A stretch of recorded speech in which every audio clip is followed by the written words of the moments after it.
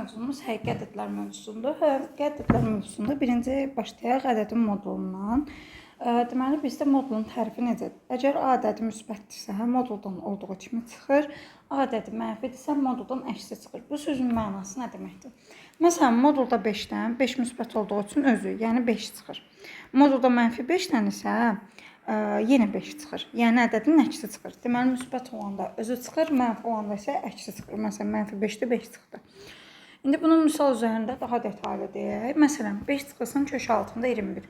5 kök altında 25 deməkdir. Kök altına 25-dən kök altında 21-i çıxanda işarəmiz eləyir müsbət. Müsbət olduğu nəyə göstərir? Olduğu kimi çıxacaq. Yəni 5 çıxılsın kök altında 21 deyəcəyik. Daha sonra kök altında 21 çıxılsın 3. 3 kök 9 deməkdir. Kök 21 də kök 9-dan böyük olduğu üçün burada yenə müsbət olacaq. Olacaq kök altında 21 çıxılsın 3. Burada kök altında 21'lər ixtisar gedir. 5-dən də 3'ü çıxanda cavabı alacağıq müsbət 2. Baxırıq ikinci misala. 8 çıxılsın kök altında 6. Bunun işarəsi bizdə müsbətdir.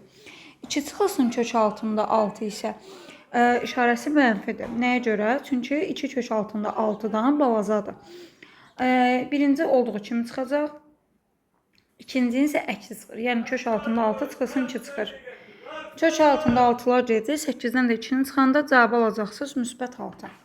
Baxırıq 3 nömrəli suala. 4 çıxılsın kök altında 11. 4 çıxılsın kök altında 11. Bunun işarəsi bizdə müsbətdir. Çünki 4 kök altında 11-dən böyükdür. Onda kök 11 çıxılsın 4-ün işarəsi isə bizdə olacaq mənfi. Müsbət isə olduğu kimi çıxır. Mənfi isə əksini çıxardacağım. Yəni yenə 4 çıxılsın kök 11 yazacağıq. 4 ilə 4-ün cəmi. Deməli 4 ilə 4-ü toplayırıq 8. Kök 11 ilə də kök 11. 2 kök altında 11. İndi keçirik ədədin tam və kəsr hissəsinə. Ədədin tam hissəsi nədir? Ədədi aşmayan ən böyük tam ədədə deyilir ədədin tam hissəsi. Və ədədin tam hissəsi sizdə bu formada işarə olunur. Yəni transkripsiyanın içində. Transkripsiyanın içərisində verilərsə, deməli sizdən ədədin tam hissəsini istəyir. Fiqurlu mötərizənin içində verilərsə, deməli ədədin sizdə kəsr hissəsini istəyir. Ədədin kəsr hissəsi nədir? Ədədin özü ilə tam hissəsinin fərqinə deyilir ədədin kəsr hissəsi. İndi baxaq buna. 6,3 transkripsiyanın içində verilir. 6 ilə 7 arasında yerləşir. Deməli tam hissəsi bizdə neçədir? 6. Kəsr hissənin tapılma qaydası 6,3-dən 6-nı çıxmalıyıq. Eləməlidir 0,3. Və yaxud da baxan kimi deyə bilər ki, kəsr hissə nəyə bərabərdir? 0,3. 0,8 0 ilə 1 arasında yerləşir. Ona görə tam hissəmiz 0-dır. Kəsr hissə isə 0,8-dən 0 çıxanda ilə qalacaq 0,8. 13 tam ədəddir. Tam ədədlərin tam hissəsi özünə bərabərdir. Kəsr hissəsi isə 0-a bərabərdir. Ümumiyyətlə bir şeyi yadınızda saxlayın ki, kəsr hissə 0-1 arası olmalıdır. Yəni nə mənfi ola bilməz, nə də 1-dən böyük ola bilməz. Mənfi 6,4 mənfi 6 ilə mənfi 7 arasında yerləşir. Balaca mənfi 7 olduğuna görə deyirik ki, tam hissəsi mənfi 7-dir. Kəsr hissəsini tapanda mənfi 6,4-dən çıxmalısınız mənfi 7-ni. O da üstəgəl 7 olur. Yəni 7-dən 6,4 çıxırsınız 0,7. Və yaxud da mən uşaqlara belə bir yol öyrədirəm ki, gördüyünüz ədədi tama tamamlayan. Məsələn, mənfi 0,3-ü tama tamamlayan 0,7-dir. Müsbət olmalıdır və tama tamamlayan olmalıdır. Mənfi ədədlər də bu cürdür. Məsələn, mənfi 0,8-i tama tamamlayan 0,2-dir. Mənfi 1 ilə 0 arasında yerləşir, tam hissəsi mənfi 1-dir. Bu da tam ədəd olduğuna görə tam hissəsi özüdür, kəsr hissəsi isə 0-a bərabərdir. Keçir bura. Kök altında 29. Kök altında 29 5 ilə 6 arasında yerləşir. Deməli tam hissəsi 5-dir. Kəsr hissəsini tapanda kök altında 29-dan çıxacaq 5. Yəni qaydamız buydu. Ədədin özündən çıxırıq tam hissəsinə. Üçüncü dərəcədən kök 15-də isə kubu olaraq fikirləşəcəksiniz. Məsələn, 2-nin kubu 8-dir, 3-ün kubu 27-dir. 15 8 ilə 27 arasında yerləşir. Yəni 2-nin kubu dediyimə görə tam hissəsi olacaq 2. Kəsr hissəsini tapanda isə ədədin özündən çıxırıq tam hissəsinə. 5-ci dərəcədən kök altında 39. 2 üstü 5 32-dir. 3 üstü 5 243-dür. Yəni 2-3 arasında yerləşir, tam hissəsi 2-dir. Kəsr hissəsini tapanda isə ədədin özündən çıxıram tam hissəsinə.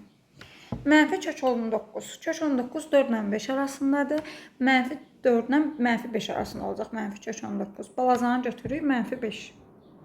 Neynəyəcəyik? Mənfi kök 19-dan çıxmalıyam mənfi 5 oldu, üstə gəlsin 5 olacaq. Üçüncü dərəcədən kök altında 30, 27 üçün kubudur.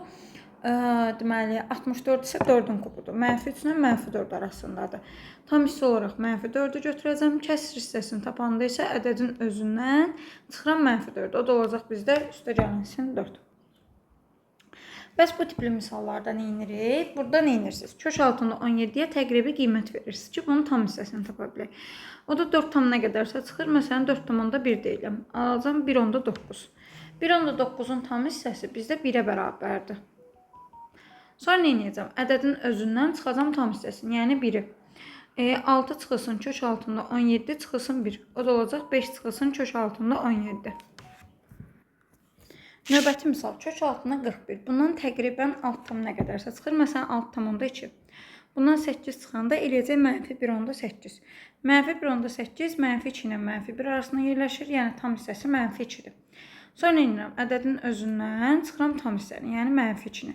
-2-nin çıxmaq üzərinə 2 gəlmək deməkdir. O da kök altında 41 çıxılsın 8 olacaq. Bəs bu tipli misallarda nə edirik? Məxrəci irrasionallıqdan azad edirsiniz.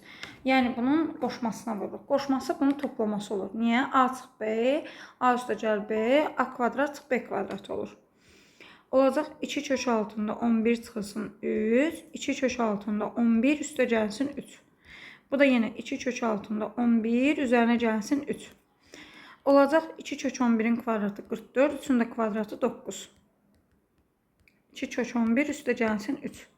35 edir. Bundan gedir. 2-ni də içəri salsaq kök altına 44 üstə gəl 3. Kök altında 44-dən təqribi alt tam nə qədərsə çıxır. Üzərinə 3 gələndə olacaq 9 tam nə qədərsə. Tam hissə olaraq götürəcəyik 9. İndi keçək növbəti ədədlər hansı hissələrə bölünür? Bizdə ədədlər 2 yerə bölünür. Ümumi kompleks ədədlər, həqiqi ədədlər. Kompleks ədədlər hansı ədədlərdir? Məsələn, x kvadrat üstə 1 bərabərdir 0 tənliyin həlli yoxdur. X kvadrat çünki -1 ola bilmir. Həqiqi ədədlər sistemində. Kompleks ədədlər sistemində öyrənəcəyik ki, artıq o tənliklərin də həlli var. O tamam ayrı bir mövzudur. Həqiqi ədədlər isə öz növbəsində 2 yerə bölünür. Rasional ədədlər, irrasional ədədlər. İrrasional ədədlər nədir? Kökdən çıxmayan ədədlər. Bir də əlavə olaraq pi və y ədədi var bizdə. Rasional ədədlər isə tam və kəsr olaraq 2 yerə bölünür. Kəsr ədədlər zaten bilirsiniz. Tam ədədlər isə naturaldır. Naturalın əksisidir. Bir də sıfırdır. Deməli,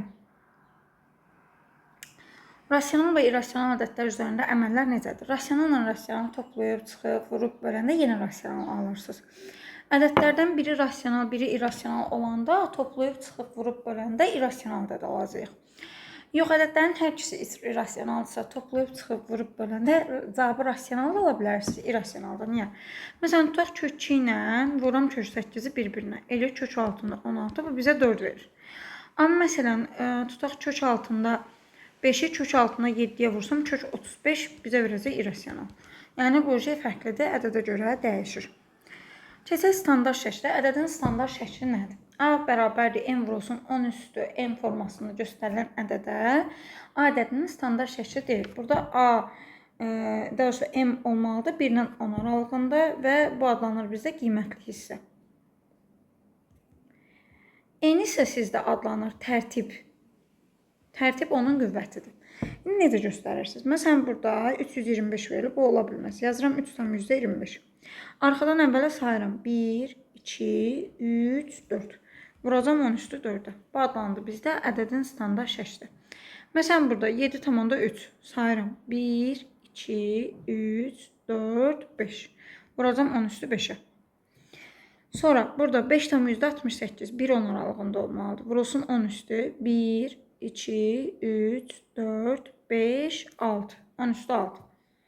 Sonra burada olmalıdır 7, 10 da 8. Burada fikir verirsinizsə vurmayıblar, əksinə bölüblər. Məsələn, bu tutaq şöyle deməkdir 100.000-də 78. Yəni 100.000-ə bölüblər. Buradan götürdüm vergülü 1, 2, 3, 4. Vururam 10 üstü -4-ə. Sonra burada 3'dür. 10 üstü. Buradan götürdüm 1, 2, 3, 4, 5. Burada dayanmalısınız. 3 götürmüşsünüz. 10 üstü -6. Baxaq bu misala. Deyir standart şəkildə verilmiş ədədlərdir. Emin natural qiymətində AB hasilinin tərtibi. Hasil deyirsə bir-birinə vuraq. 1,9 vurulsun 10 üstü. 21-dən 13 çıxacam. 10 üstü 8. 9 olması üçün nə edirəm? Bunu 0,19 eləyirəm. Bu 10-u gətirirəm bu 8-in qüvvətinə, olur 13-9. Bu isə olmalıdır 1-10 aralığında. M-ə 1 versəz olmur, 2 versəz 0,38 olmur, 3 versəz 0,57 olmur, 4 versəz 0,76 olmur, 5 versəz 0,95 olmur. Deməli 6-dan başlayacaqsınız. 6, 7, 8, bir də verə bilərəm 9. Neçə natural qiyməti istəyirdi? Cavab olacaq 4 dənə. Keçirik ədəd orta, həndəsə orta. Ədəd orta nədir? Ədədlərin, belə deyək, cəminin onların saylarına olan nisbəti bizdə ədəd ortadır. Sayı dərəcədən kök altında, hasili isə həndəsə ortadır. Məsələn, 10-cu misalda 4 ədədin ədəd ortası nədir? 4 ədədin cəminə S4 deyirəm. 4 ədəd olduğuna görə 4-ə bölürəm. Bərabərdir 10. Deməli, 4 ədədin cəmi olacaq bizdə 40. Yeni bir ədəd əlavə edirəmsə S5 olur. Onda say da 5 olur. Deyir ədəd orta 12-dir. Onda S5 bərabərdir 60-a. İndi əlavə olunan ədəd tapmaq üçün 60-dan 40-ı çıxıram. Cavab neçə olacaq? 20. Baxaq 11-ci suala. Deyir şagirdlərlə sinif rəhbərinin birlikdə orta yaşı 15-dir. Şagirdlər, üstəcə sinif rəhbəri. Bilmirəm sayı neçədir. Şagirdlərə x deyirəm, sinif rəhbəri də 1 nəfərdir. Bərabərdir 15.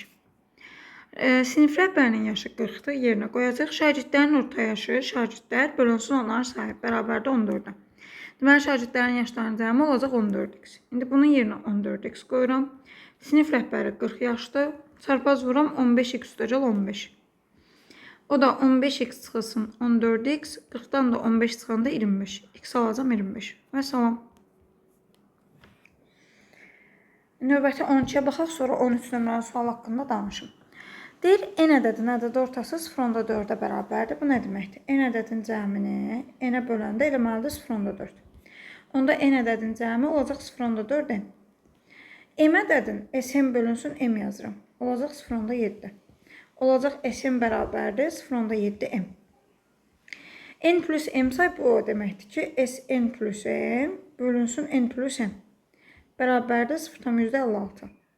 İndi bunları cəmin yazıram. Ümumi cəmə bərabərdir. 0,56-nı buna vuracam.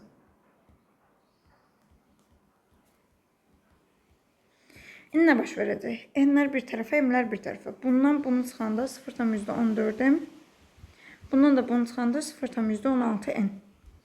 Hər tərəfi deməli 100-ə vursam 14m bərabərdir 16n. Bir də 2-yə bölsəm 7m bərabərdir 8-in. Ən kiçik halda m 8-dir, n isə 7-dir. Ən kiçik cəmi olacaq 15.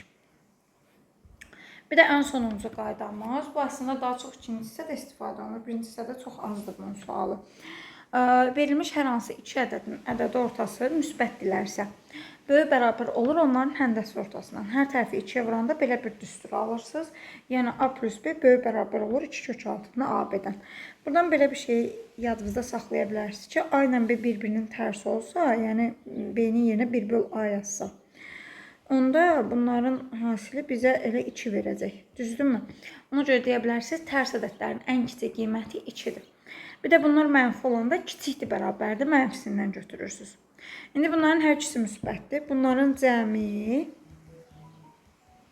böyük bərabər olmalıdır. 2 vurulsun kök altında bunların hasilinə.